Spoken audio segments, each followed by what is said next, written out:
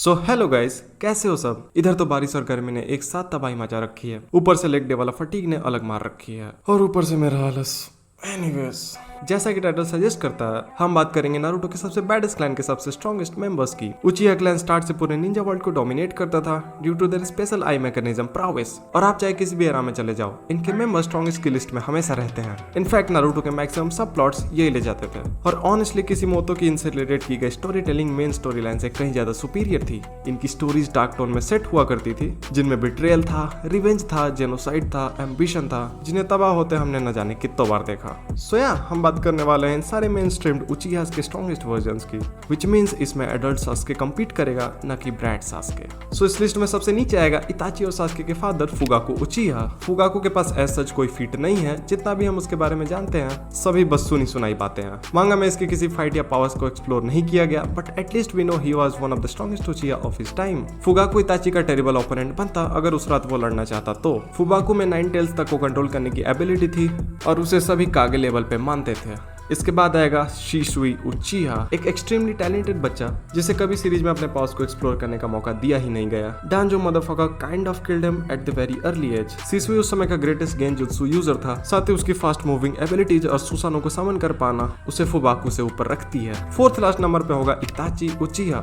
I know वो आप में से ज्यादातर लोगों का फेवरेट है, और अगर गलती से ये वीडियो वाइडर ऑडियंस तक पहुंची तो आप सब लोग मेरे डिसलाइक बटन पे अमतरा से इटर्नल फ्लेम लगा दोगे। लेकिन फिर भी इताची उससे नंबर 1 पे नहीं आने वाला। इताची अपने टाइम में काफी ज्यादा स्ट्रॉन्ग था, नो डाउट, और उसकी सारी फाइट्स एफर्टलेस भी जाती थी, but that's because he was pacifist, शांतिवादी था वो निकम्मो। लेकिन उस पर्टिकुलर सीरीज में पावर स्केल एंड आते आते निंजास की कैपेबिलिटीज को छोड़ चुका था। ये स्केलिंग अब डेमो गॉड्स के लेवल पे जा चुकी है, जहां इताची शायद ही अपना छाप छोड़ पाता। स्टिल नॉनदलेस इताची के पास हाईएस्ट आईक्यू था, वो गेंजुत्सु में मास्टर्ड था, उसकी सुसानो और याता मिरर वगैरह खतरनाक भी थी, और रीएनिमेटेड इताची ने सेज मोड काबूतो को हरा रखा है। So number 4। नंबर 3 पे होगा ओबितो उचिहा, सबसे मिसअंडरस्टूड कैरेक्टर। ओबितो कई मायने में नारुतो से सिमिलर था, एक्सेप्ट उसने ग्रीफ के बाद दुनिया को बदलने का एक अलग रास्ता चुना, जिसके बाद हमने उसके पोटेंशियल को निखरते देखा।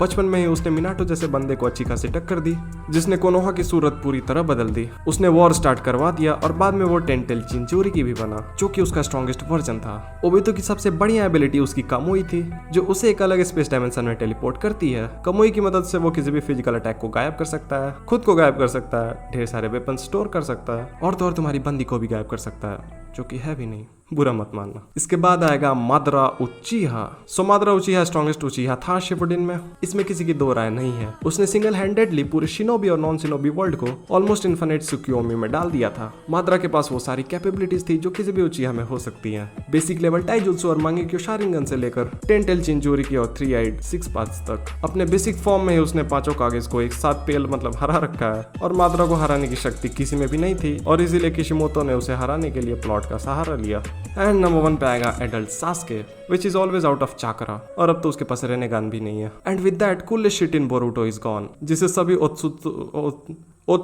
ओत्सुत्सुकी के बंदे परेशान रहते थे।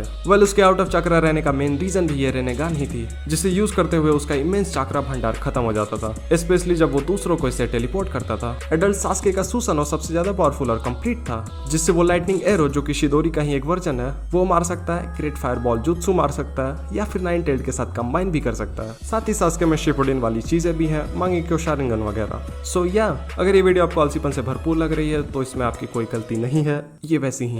इससे थोड़ी बड़ी वीडियोस बनाने की मैं सोच रहा हूँ, बट अगेन अभी सिर्फ सोच ही रहा हूँ। अच्छा, सॉरी, अब नहीं कर रहा। सो एक बार मेरे पास एक लार्जर ऑडियंस का बैंडविड्थ आ गया तो अपन क्वालिटी को डाउन करके क्वांटिटी को थोड़ा अप करेगा। Until then, see ya, this is Saket from an enthusiast. Peace out.